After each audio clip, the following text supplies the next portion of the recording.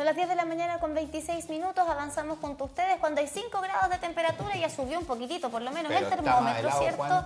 Sí, la sensación térmica está bajita todavía. Queremos hablar de salud, pero no relacionada con el frío precisamente, sino que también con otro tema que nos ha preocupado siempre acá en el matinal, la salud de nuestro corazón. ¿Qué es lo que está ocurriendo con las afectaciones cardíacas, particularmente en el segmento joven de la población? De todos los infartos al miocardio que se producen en Chile, al menos el 10%, dicen los especialistas, son de personas de 40 años o menos. ¿Qué está pasando ahí? Se lo preguntamos al cardiólogo que nos acompaña hoy, cardiólogo del Hospital Regional Guillermo Gran Benavente, Andrés San Martín. ¿Cómo estás? Hola, muy buenos días. Bien, muchas gracias. Doctor, partamos de la base hablando y explicando qué es un infarto al corazón. Sí, eso es muy importante en el fondo para... Primero, ¿de qué estamos hablando? El infarto al corazón se produce, o más bien la enfermedad coronaria, se produce por una oclusión aguda, ya sea total o parcial de las arterias coronarias, que son las arterias que llevan la sangre oxigenada al corazón, ¿ya? En términos simples y para que se entienda mejor, esto es como una cañería que se va estrechando hasta que finalmente se ocluye completamente y genera el infarto agudo del miocardio. ¿Es una muerte del corazón? En términos simples, sí, que es una muerte celular. Es decir, hay una destrucción, la palabra técnica es una necrosis de las células del corazón y que ésta se puede ir extendiendo según la arteria que está comprometida y según el tiempo por el cual está interrumpido el paso de la sangre. Bueno, y lamentablemente el infarto en Chile es, entiendo, la principal causa de muerte. Sí. Hoy día de personas adultas. O sea, no solo en Chile, en el mundo las enfermedades cardiovasculares siguen siendo la principal causa de muerte. Ahora, lo preocupante es lo que mencionábamos hace un rato, ¿no? Que de todo el porcentaje de personas que fallece por infartos en Chile, por lo menos el 10% son personas de 40 años y más jóvenes todavía, pensando que esta es una enfermedad o una condición, ¿cierto?, que se asocia siempre a personas mayores. Exactamente. ¿Qué está ocurriendo hoy día con el segmento joven que se está infartando lamentablemente? Sí, ahí, bueno, efectivamente en los últimos 10, 15 años la proporción de pacientes jóvenes cada vez es mayor y esto tiene relación directamente con los factores de riesgo. Cuando hablamos de infarto agudo del miocardio, cuando estamos hablando de la expresión final de la enfermedad. Pero antes de eso, como venía diciendo, la enfermedad coronaria, la estrechez de las arterias coronarias, ocurre un periodo de tiempo que puede llegar a ser de varios años, en el cual no hay síntomas, hasta que finalmente se logra obstruir. ¿Y cuáles son los factores de riesgo tradicionales? La hipertensión, la diabetes y en el sector joven, sobre todo, el sedentarismo, el tabaco y la obesidad. En el fondo, esos son los factores de riesgo clásicos que se conocen ampliamente, pero ya que estamos hablando de los pacientes jóvenes, tabaco, sedentarismo y obesidad. ¿Cuáles son la estadística actual? Un 35% de la población es fumadora activa, ¿ya? Y esta es muy alarmante, el sedentarismo, un 87% es sedentario, es decir, no hace ni 2 o 3 veces de ejercicio a la semana. Y las de sobrepeso y obesidad son más alarmantes todavía, sobrepeso 40% y obesidad hasta un 30%. ¿Qué hay con el consumo de drogas también hoy día en la juventud y el consumo de las bebidas energéticas particularmente? Sí. ¿Eso también viene a afectar que jóvenes a los 40 años estén presentando problemas cardíacos? Sí, de hecho eso lo voy a comentar porque cae justamente en este grupo de pacientes y cada vez lo vemos más. Antes era un tema tabú en el fondo el consumo activo de sustancias ilícitas, pero en el hospital lo vemos mucho en el fondo. Justo en este segmento entre 30 y 45 años el consumo de cocaína, metanfetamina, estimulante está asociado directamente al infarto agudo del miocardio. Y que, ¿sabes, Andrés? Estaba pensando cuando hablabas respecto de los factores de riesgo, por lo menos 2 de los 3 que nos mencionabas tienen que ver con poca actividad física, ¿verdad? Mala alimentación quizás, obesidad, sedentarismo. El tabaquismo ahí como que se escapa un poquito, es un mal hábito por supuesto, pero no necesariamente ligado a un sobrepeso. Ahora, cuando vemos a personas que son jóvenes, entre 30 y 45, que son deportistas, que son activos, estamos pensando lamentablemente en el recientemente fallecido Claudio Iturra, Claudio Iturra, ¿cierto? Conductor de programas de viajes, en fin, llama mucho más la atención. Sí. Cuando vemos a personas que van al gimnasio habitualmente, que hacen deporte, claro, ahí quizás podríamos hablar de lo que tú estás mencionando hoy día. Sí. No necesariamente, no decimos que es una causa-efecto directa, pero podría ser, ¿no? La presencia de consumo de drogas, de sustancias ilícitas, el alcohol, ¿para qué decir estas cosas que se utilizan para ir al gimnasio? Muchas veces aceleradores, anabólicos, inyectables, en fin. Por ahí ya le podríamos encontrar una explicación a estos son factores infartos, de riesgo, ¿no? Que son ya más específicos a este grupo de pacientes, pero que se suma a los factores de riesgo tradicionales para toda la población. Otros factores de riesgo importantes, el sexo masculino y los antecedentes familiares. En el fondo eso es súper importante si uno tiene un tío, el papá o un familiar directo de primer grado que haya tenido un infarto antes de los 55 años, es un factor de riesgo genético para que uno pudiese tener el riesgo de tener un infarto. Y ahí, una persona que se cuide, que esté en un peso normal, que haga actividad deportiva, que se mantenga bien si se quiere, ¿corre riesgos también a pesar de ese cuidarse desde ahí por esta genética o a lo mejor alguna falla de fábrica, como le digo yo? ¿Cuál es esa relación? Hay factores que son modificables y no modificables. Los no modificables están justamente el género masculino, ¿no es cierto?, los antecedentes familiares, y para saber los modificables hay que conocer sus propios factores de riesgo, o sea, el riesgo siempre es individualizado. Entonces, ¿qué sugieren las organizaciones internacionales? Es conocer tus números, en el fondo. Tomarse la presión arterial, tomarse la glicemia en ayuno, tomarse un perfil lipídico para saber cómo está el colesterol. Es muy importante saber, porque estas son enfermedades que son subclínicas, o sea, son asintomáticas, no generan molestia hasta que se complican. Sí. Eso es tremendamente importante, ser responsable con la propia salud. Y claro, como tú decías hace un rato, hay muchos temas que en nuestra sociedad son tabú. Muchos temas de los que no se hablan, pero que ustedes en las urgencias los ven. Y lamentablemente quizás hoy día lo ven más que antes, incluso. Entonces, si ya partimos de una base en la que la población chilena consume drogas ilícitas, eso ya hay que darlo por hecho. Sí, es una realidad. Esta no es una invitación a que lo hagan, ni mucho menos, pero sería ponernos la mano aquí en los ojos, decir que no pasa. Pasa. Entonces, si una persona joven escucha esta conversación, escucha lo que estamos hablando hoy día contigo como cardiólogo y sabe que está cometiendo o está cayendo en conductas de riesgo, ¿qué es lo que debiese hacer? Por supuesto que lo médica y políticamente correcto sería decir, no lo haga, no consuma, pero pasemos de ahí porque sabemos que ocurre. Sí, o sea, bueno, ahí hay un tema interesante que ya los pacientes ya verbalizan el consumo, en el fondo, asumen que son consumidores en el fondo, y lo que antes nosotros no teníamos el antecedente del consumo, ahora sí lo tenemos y podemos hacer la asociación directa.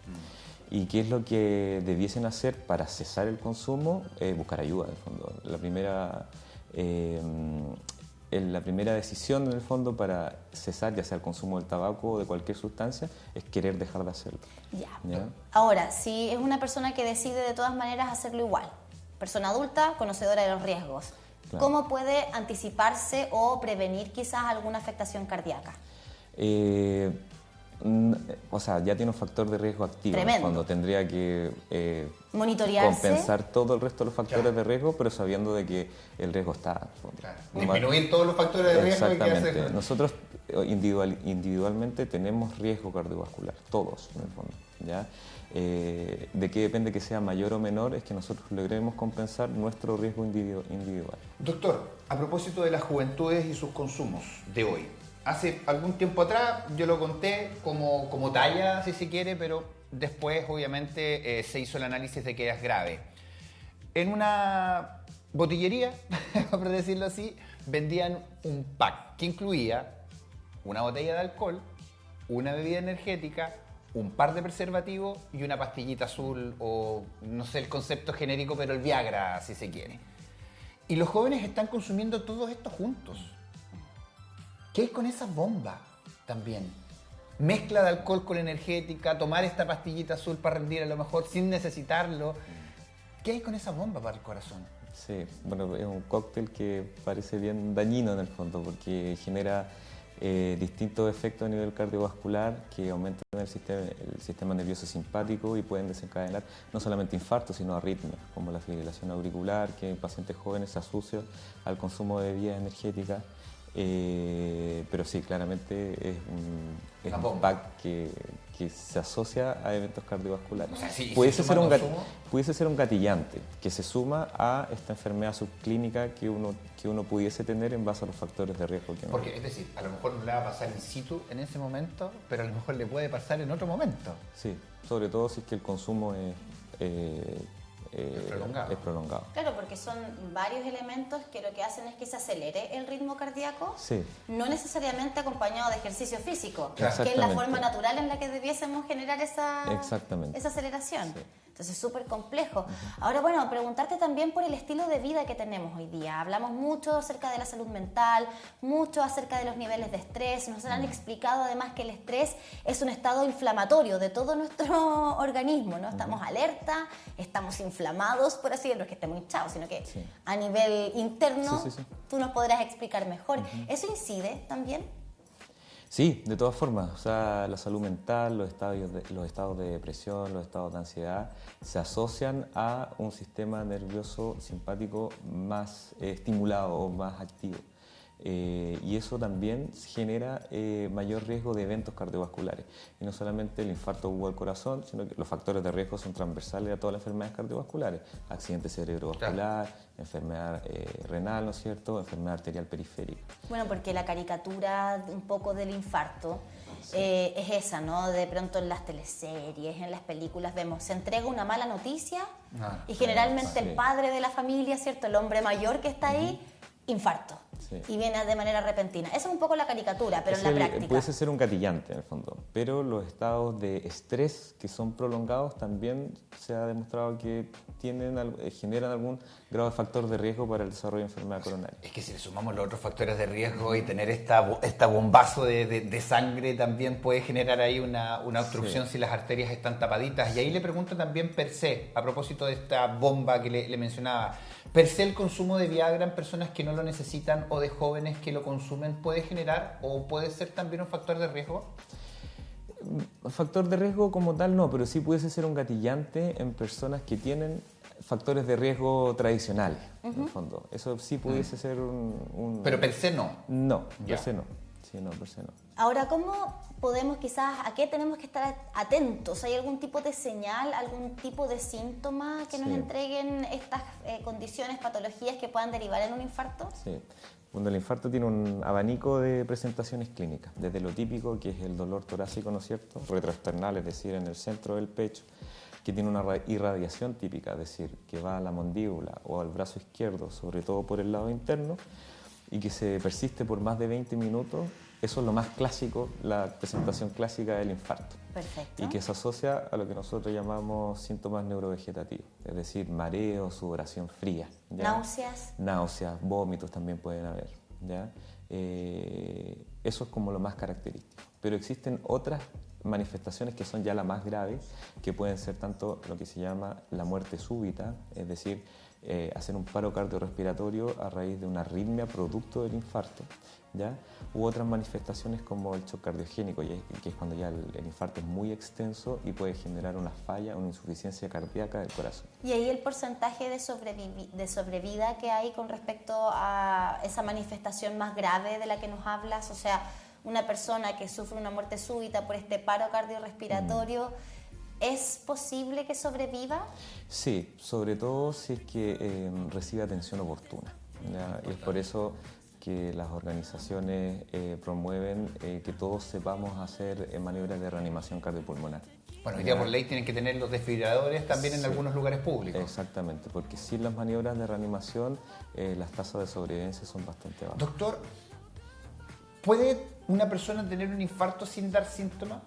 ¿Por qué se lo pregunto? Porque yo me estoy haciendo mi chequeo, ya tengo mi edad que empieza a hacerlo y me hice un electro y el electro arrojó algo y el doctor me preguntó, oye, ¿tuviste un infarto en algún momento de tu vida? ¿No? Y después me hicieron otro examen y lo descartaron. Y nunca he sentido ningún síntoma. ¿Puede dar un infarto sin sentir absolutamente nada en nuestra vida? Sí, efectivamente. En general no en el nicho de grupos de pacientes jóvenes, sino en pacientes adultos mayores, en pacientes diabéticos o en pacientes mujeres, puede haber infartos que son subclínicos, que generaron pequeñas molestias en el fondo que el paciente no se dio cuenta y que después nosotros lo vemos en la consulta como ya una secuela, ya sea en el electrocardiograma, en la ecografía. Ahí el infarto ya está establecido. A mí me lo descartó la ecografía. Sí, pero es efectivamente una manifestación, pero que es poco frecuente. O sea, lo más frecuente es que genera algún grado de síntomas cuando hablamos de un infarto agudo del miocardio. Ahora, a propósito de lo que mencionaba Luis, ¿cuál es la edad a la que debiésemos empezar con nuestros chequeos cardiovasculares? ¿Qué hay de la prevalencia también de los infartos en hombres y mujeres en nuestro país? Sí. Bueno, en relación a la pesquisa de los factores de riesgo, está el auge, ¿no es cierto?, que como garantía explícita de salud tiene el examen médico preventivo. ¿Ya? Sobre los 15 años uno ya debiese pesquisar el consumo de tabaco, la hipertensión arterial, cuando hablamos, y otras enfermedades en el fondo infecciosas, pero ya que estamos hablando de cardiología, eso principalmente. Y ya sobre los 40 años hacerse un perfil lipídico para ver cómo está el colesterol. ¿Y la prevalencia entre hombres y mujeres? Es mayor en el hombre, ¿ya? Sobre todo en las edades jóvenes. ¿Ya? Okay. Las mujeres tienen un efecto hormonal protector en edades jóvenes, ¿ya? Pero esto después de los 65 años se va equiparando, ¿ya? Y las mujeres tienden a tener peor pronóstico, ya estamos hablando del grupo sobre 65 años, porque las manifestaciones son algo un poco atípicas y la atención que reciben pudiese ser un poco más tardía. ¿Cómo así? ¿Atípicas? Que no generan como esta sintomatología que expliqué anteriormente. Sí. Ya, entonces es difícil diagnosticarlo. Es algo más difícil, esto estamos hablando estadísticamente, pero sí hay que quedarse con el concepto de las manifestaciones clásicas de un infarto. Y entendiendo que también las mujeres van, obviamente, en algún momento menos que los hombres a hacerse sus chequeos por el tiempo, por los otros trabajos también que realizan. Eso más bien depende del individuo. También lo vemos en hombres. O sea, gente que se aguanta el dolor en la casa 1 o 2 días, no sufrieron ninguna complicación, pero ya a esa altura es poco lo que podemos hacer en relación al porcentaje de músculo que se perdió. Y hay un concepto importante en el fondo, que el tiempo es corazón, ¿ya? O sea, en el fondo, mientras más uno tarde en consultar, es más el miocardio, o sea, el músculo cardíaco que se puede comprometer. Claro, porque si vamos a la base del principio que nos decía que esto es una necrosis, una muerte de una parte del corazón, ¿qué secuela deja un infarto en una persona? Sí. Y si hablamos de una persona joven, por ejemplo. Eso es importante, sobre todo las personas jóvenes que tienen una expectativa larga de vida, ¿no es cierto? Entonces, cuando uno tiene un infarto, puede quedar con llamémoslo coloquialmente, una cicatriz en el corazón. Y esa cicatriz puede traducirse en una enfermedad que se llama insuficiencia cardíaca, ¿ya? A raíz del infarto. Entonces el corazón no logra bombear la cantidad de sangre suficiente y requiere tratamiento específico para prevenir de que este daño en el fondo siga progresando. Ahora mencionaste algo que me quedó dando vueltas. Se quedan en la casa con el dolor 1, 2, 3 días. ¿Cuánto tiempo puede durar un infarto en una persona? Es variable y esto puede tener muchas manifestaciones clínicas, ¿ya? Pero sí hay casos en el fondo que el tejido, el músculo cardíaco ya se necrosa, hay una muerte celular y genera una cicatriz, una fibrosis, ¿ya? Sin necesariamente tener alguna complicación mecánica del infarto, ¿ya? Y eso es lo que nosotros llamamos un infarto establecido del corazón. Claro, porque cuando hemos hablado de ACV ya hemos aprendido que puede prolongarse por varios días incluso. Semanas, en el caso de Jorge González, el vocalista de Los Prisioneros, claro. Sí. Pero en los infartos también, entonces podemos estar en... Sí, es un concepto parecido en el fondo, en el cerebro, en el fondo, cuando ocurre un accidente cerebrovascular, el infarto también ya está establecido y genera las secuelas que dependiendo de la región donde está comprometido. Claro, y el cerebro es más notorio, pero ¿cómo se refleja un problema cardíaco en el cuerpo, entendiendo que el corazón es el motor de nuestro cuerpo? Sí. ¿Qué va afectando general? Sí, clásicamente la insuficiencia cardíaca genera un estado de... la manifestación más clásica es la dificultad respiratoria. Okay. ya que esto puede ser ante grandes esfuerzos, pero a medida que va avanzando la enfermedad pueden ser incluso hasta mínimos esfuerzos o incluso en reposo, ¿ya? También genera hinchazón de piernas, no poder mantener el decúbito, ¿no es cierto?, y tener que dormir algo sentado. Esas son dentro de las manifestaciones clásicas de la insuficiencia cardíaca. Wow. Hay tratamiento para eso, pero claramente disminuye la calidad de vida notoriamente. De todas maneras, por eso lo importante es no llegar al infarto. Y de ahí la necesidad de tener estas conversaciones. Andrés San Martín, cardiólogo del Hospital Regional de Concepción, te agradecemos enormemente por esta visita. Vale, muchas gracias a ustedes. Gracias por estar acá. Y a cuidarse y a compartir esta entrevista también, que va a quedar en nuestras redes sociales, para que pueda obviamente compartirlo con quien usted estime conveniente, adultos o jóvenes también, que sabe que a lo mejor dentro de esta conversación tiene esos factores de riesgo. Oye, estuvieron